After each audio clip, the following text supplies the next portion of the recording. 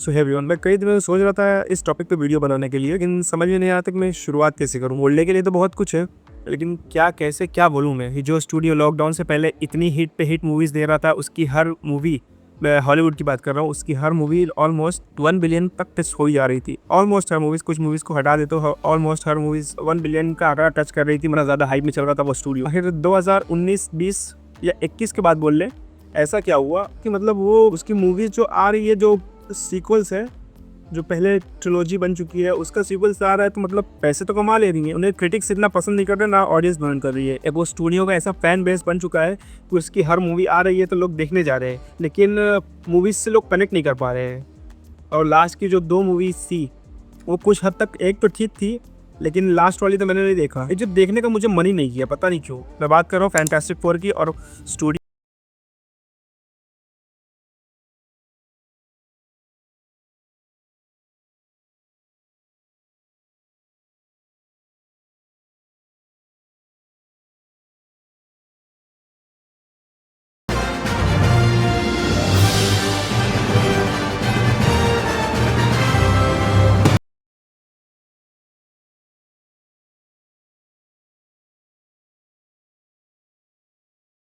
Start करते हैं कि मतलब प्रॉब्लम हुई क्या। 2008 में जब आयरन मैन 1 आई तो किसी को कुछ उम्मीद नहीं थी कि ये मूवी चलेगी या नहीं चलेगी। मार्वल ने उसके लिए कई बैंक से लोन लिया था, पूरा दाव आरडीजे के ऊपर था। और फेवरू ने अपना पूरा दाव, पूरी बाजी आरडीजे के ऊपर लगा दी थी। मतलब अगर मुझे आयरन मैन के रोल में किसी को लेना है तो वो आरडीजे ही होगा, उसके अलावा किसी और के ऊपर ये रोल सूट करेगा ही नहीं।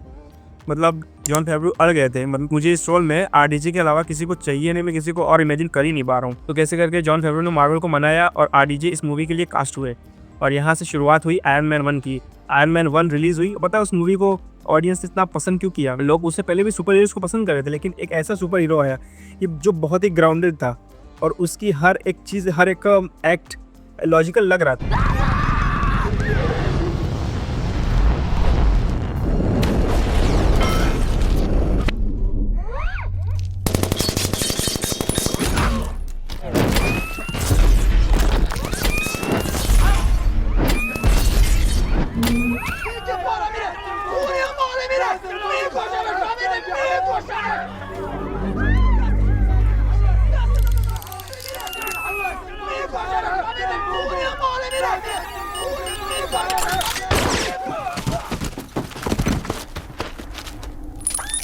मतलब रियल वर्ल्ड में शायद वो पॉसिबल नहीं है, शायद क्या पॉसिबल है ही नहीं। स्पेशली जिस सूट को दिखाया गया उस मूवी में, वो मूवी का टेक इतना ग्राउंडेड था कि लोगों को वो मूवी बहुत पसंद आई।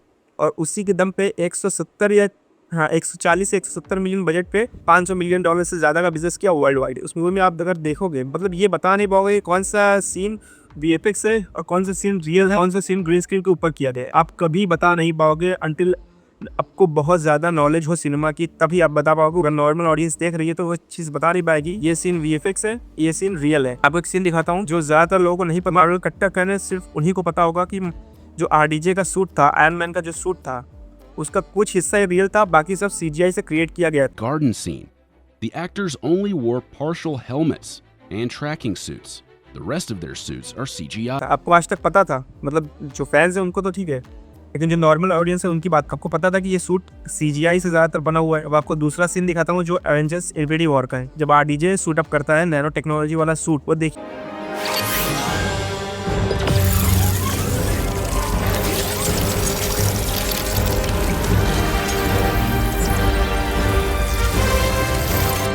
मतलब दोनों में अंतर दिख जाएगा तब से ही। फिर भी वो चीज़ें ठीक थी, एंड के अंतर भी बेस्ट थी, कोई इसमें प्रॉब्लम नहीं था, इशू नहीं था। अगर मतलब नीट पिक कर रहे हैं तो मैं बता रहा हूँ, क्योंकि अगर हम लोग ब्रेक डाउन कर रहे हैं चीज़ें, मतलब कैसे ख़राब होना शुरू हुई, तो हमें मतलब जहाँ से शुरुआत हुई है, जहाँ से थोड़ी भी प्रॉब्लम शुरू हुई, हम वहीं से देखेंगे। वो फ़र्क दिख रहा है कि मतलब कितना ज़्यादा फ़र्क है। और आयरन मैन के बाद भी iron man 2, Thor, captain America,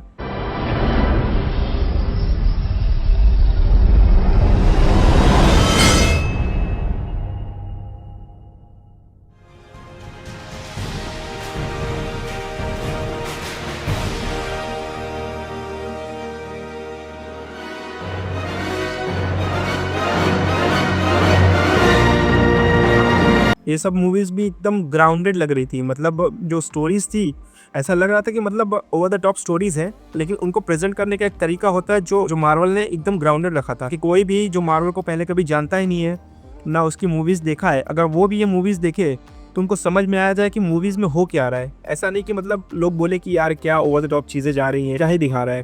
Thor भी आप देख लो, वो एक ओवर द टॉप स्टोरी है, लेकिन उसको प्रेजेंट करने का एक तरीका था। लोगों ने थॉर को भी इतना पसंद किया। और कैप्टन अमेरिका, वो तो कितनी ग्राउंडेड मूवी थी। और उसके बाद आई द एवेंजर्स।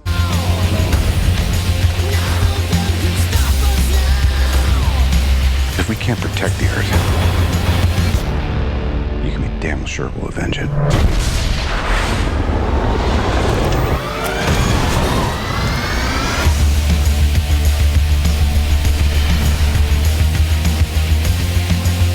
वो स्टोरी ओवर द टॉप है, मतलब उसमें जो हो रहा है वो पॉसिबल, इसका एक भी सीन आप बता नहीं पाओगे कि नकली लग रहा है।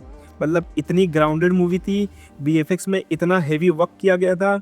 2012 की मूवी थी, आज से 12-13 साल पुरानी मूवी थी वो। उसका एक भी सीन आपको ऐसा नहीं लगेगा कि फेक है। ग्रीन स्क्रीन के ऊपर वहाँ पे भी काम किया गया है, लेकिन आप बता नहीं पाओगे कि मतलब कौन सा सीन ग्रीन स्क्रीन है, कौन सा रियल है। मतलब उसमें इतना बेस्ट काम हुआ था। ओवर द टॉप स्टोरी थी, लेकिन जॉस व्हीडन ने, मार्वल ने उसे इस तरह से प्रेजेंट किया। जॉस व्हीडन का डायरेक्शन इतना बेस्ट था उस मूवी में कि आप चाह के भी उस मूवी में कमी नहीं निकाल पाओगे। और अब बात करेंगे मार्वल के स्पाइडरमैन। मतलब स्पाइडरमैन क्यों है? स्पाइडरमैन की खासियत क्या है कि वो बहुत ज्यादा टेक्नोलॉजी के ऊपर निर्भर नहीं है। हमने जो टोनी मैगवायर की स्पाइडरमैन देखी है, एंड्रू गारफील्ड की स्पाइडरमैन देखी है, उसका टेक्नोलॉजी से कुछ ज्यादा लेना देना नहीं था। और जब हमने मार्वल में स्पाइडरमैन देखा, टॉम हॉलैंड के स्पाइडरमैन देखा, तो मुझे टॉम हॉलैंड की स्पाइडरमैन कभी उतनी अच्छी नहीं लगी। वो मूवी बहुत ग्राउंडेड होनी चाहिए। लेकिन जब मार्वल के अंदर स्पाइडरमैन को हमने देखा, उसके सूट में इतने सारे अपग्रेड कर दिए। सूट नहीं, मतलब ऐसा लग रहा था कि वो स्पाइडरमैन अपनी वजह से नहीं है, स्पाइडरमैन है वो सूट की वजह से। और जब मैं इन्फिनिटी वॉर में नैनो टेक्नोलॉजी वाला सूट देखा स्पाइडरमैन का,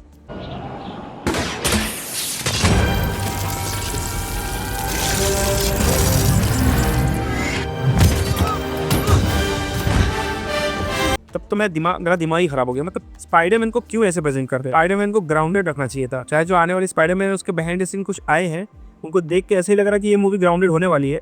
लेकिन जब तक उसका टीजर ट्रेलर कुछ नहीं आता है, तब तक मैं कुछ नहीं कह पाऊंगा ये मूवी ग्राउंडेड होने वाली है कि या इसमें भी बहुत ज़्यादा वीएफएक्स हेवी काम होने वाला है। वो वीएफएक्स ही क्या यार, जब आपको वीएफएक्स पता लगने लगा कि हाँ यहाँ पे वीएफएक्स है, आप वीएफएक्स करो कितना भी करो, लेकिन मूवी में वो दिखना नहीं चाहिए कि वो चीज़ वीएफएक्स है। द एवेंजर्स में वैसा ही था, वो मूवी पूरी वीएफएक्स हेवी है, लेकिन आप उसमें देख के ये बता नहीं पाओगे कि इसमें वीएफएक्स का काम हुआ है। और वहीं बात करें आपकी जो मार्वल मूवीज बना रहा है, Thor Love and Thunder, Multiverse of Madness, Eternals, में इतना ज़्यादा वीएफएक्स डाल दे रहा है, कि वो वीएफएक्स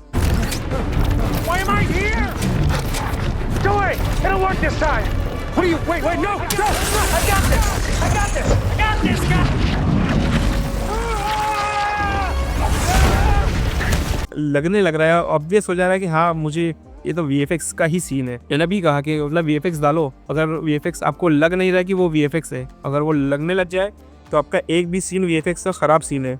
वो वीएफएक्स कभी आपको लगना नहीं चाहिए वो वीएफएक्स का काम हुआ है। वहाँ पे ऐसा नहीं लगना चाहिए कि वो मूवी में वो एक पर्टिकुलर सीरीज से किया गया है। और एंड गेम के बाद मार्वल को क्या हो गया है? हल्क को तो पूरा बर्बाद कर ही दिया है, उसके सारे मेन कैरेक्टर्स फीमेल क्यों होते जा रहे हैं? मुझे कोई फीमेल कैरेक्टर से प्रॉब्लम नहीं है कि वो हो रहे, मतलब क्यों है। मैंने आयरन मैन को देखा है एज अ मेल, मतलब उसका स्वैग वैसा था। अब उसको आप ला के आयरन ढाओगे, मार्वल का वही कॉन्सेप्ट जो आयरन मैन में था, वही उसे क्यों पसंद करेगा? ना उसकी स्टोरी कुछ खास है, रिवी विलियम्स का कैरेक्टर है, खामखा आयरन मैन बनने की कोशिश कर रही है, क्यों? मतलब क्यों है? मार्वल के पहले के सीजीआई देख लो बेस्ट, और अब के सीजीआई देखो वर्स्ट। एवेंजर्स इन्फिनिटी वॉर और एंड गेम के बीच में आई थी कैप्टन मार्वल, वो मूवी कुछ खास मूवी नहीं थी, ठीक ठाक मूवी थी, ऑन टाइम वॉच थी, लेकिन वो मूवी 1 बिलियन के आंकड़े को टच कर रही थी। पता है क्यों? मार्वल की उस वक्त इतनी हाइप थी, मार्वल की उस वक्त हाइप इतनी ज़्यादा थी कि कोई भी मूवी आ रही थी 1 बिलियन का आंकड़ा टच कर ही जा रही, इतना पीक पे था मार्वल। अभी जो मार्वल मूवी बना रहा है, थंडरबोल्ट्स है, फैंटास्टिक फोर है।